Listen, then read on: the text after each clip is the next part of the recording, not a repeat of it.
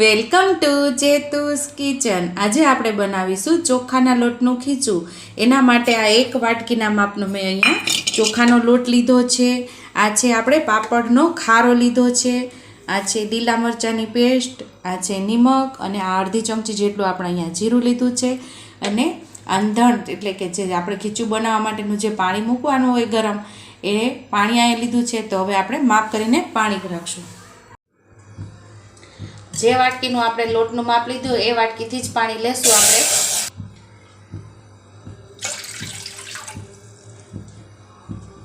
બે વાટકીની ઉપર થોડું આપણે ઉમેરશું એટલે 2.5 વાટકી જેટલું આપણે અહીંયા પાણી ઉમેરશું। અને હવે આપણે અહીંયા જે મીઠું લીધેલું એ પણ અહીંયા ઉમેરશું, ખારો લીધેલો એ પણ અહીંયા ઉમેરી દેશું, જીરું લીધેલું એ પણ અહીંયા ઉમેરી દેશું, લીલા મરચાંની જે પેસ્ટ લીધેલી એ પણ અહીંયા ઉમેરી દેશું અને પાણીને સરસ આપણે ઉકળવા દેશું એકદમ। અહીંયા આપણું પાણી એકદમ સરસ ઉકળી ગયું છે અને આપણે એકવાર હલાવી લેશું અને ગેસની ફ્લેમ આપણે ધીમી કરી અને જે લોટ લીધેલો એ આપણે અહીંયા ઉમેરી દેશું। એક જ હારે આપણે બધો ઉમેરી દેશું અને એક સરસ એકદમ આપણે હલાવી લેશું। ગાંઠા ન પડે એવી રીતે આપણે હલાવી લેશું। આવી રીતે સરસ આપણે હલાવતા જ રહેવાનું છે।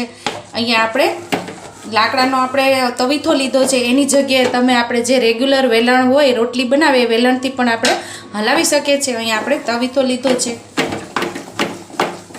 આવી રીતે આપણે એકદમ સરસ મિક્સ કરી લેવાનું છે। આવી રીતે અહીંયા આપણું પાણી એકદમ સરસ એકદમ માપે જ થયું છે। તો આપણે હવે ધીમા તાપે આમ નામ હલાવતા જ રહેશું।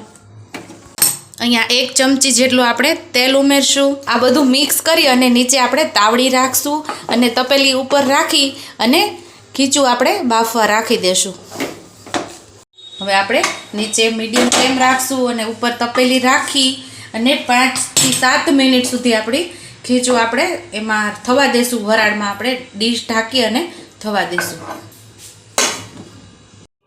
આપણી ખીચું બફાવા મૂક્યું છે એને 5 થી 7 મિનિટ થઈ ગઈ છે અને હવે બરાબર થઈ ગયું છે કે નહીં એ જોવા માટે આપણે એમાંથી થોડુંક લઈ અને આપણે એક ડીશમાં લેશું આવી રીતે અને આપણે ગોળ ગોળ રાઉન્ડ કરશું। એક લુવા જેવું બરાબર તૈયાર થઈ જાય એટલે સમજવાનું આ ક્યાંય ચોટે નહીં, આપણો આ લુવો ક્યાંય ચોટે નહીં અને એકદમ સરસ લુવું તૈયાર થઈ જાય એટલે આપણું ખીચું એકદમ વ્યવસ્થિત તૈયાર છે। જો હાથમાં પણ ચોટતું નથી ને એકદમ સરસ આપણું ખીચું પાકી ગયું છે। તો ખીચું અહીંયા આપણું તૈયાર છે। એક સર્વિંગ પ્લેટમાં કાઢી લેશું।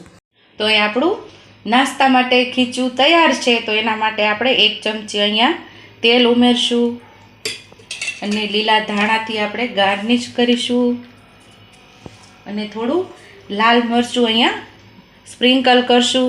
આ જગ્યાએ તમે લાલ મરચું ન ઉમેરવું હોય તો અથાણાનો બોરો પણ સ્પ્રિંકલ કરી શકો છો। જો તમને મારી રેસીપી પસંદ આવી હોય તો મારી રેસીપીને લાઈક કરજો, શેર કરજો, સબસ્ક્રાઈબ કરજો, બેલ આઇકોનને દબાવતા ભૂલતા નહીં ને કમેન્ટ બોક્સમાં કમેન્ટ કરજો કે મારી રેસીપી કેવી લાગી। તો આવજો।